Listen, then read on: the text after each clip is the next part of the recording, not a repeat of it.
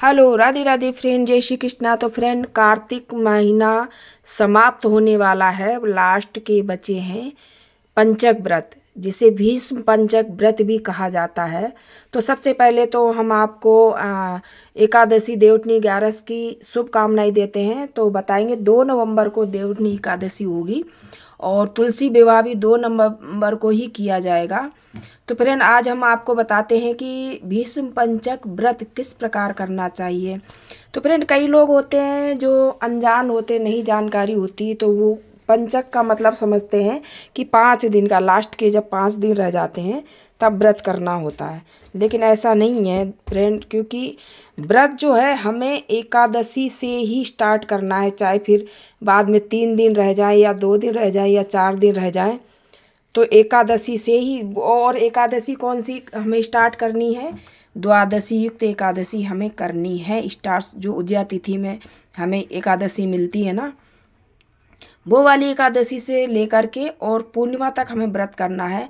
फिर उसके बीच में चाहे 3 दिन पड़े, चाहे 5 दिन पड़े, चाहे 4 दिन, चाहे 1 दिन या 2 दिन, उसी को ही भीष्म पंचक व्रत कहा जाता है। ऐसा नहीं है, क्योंकि हम भी पहले ये समझते थे कि लास्ट के 5 दिन का जो व्रत किया जाता है उसी को पंचक व्रत बोलते हैं, लेकिन ऐसा नहीं है। क्योंकि आज हम जब मंदिर गए थे, कार्तिक स्नान मतलब चल रहा है, मंदिर जाते हैं हम कार्तिक में रोज़ सुबह 4 बजे 5 बजे उठ के।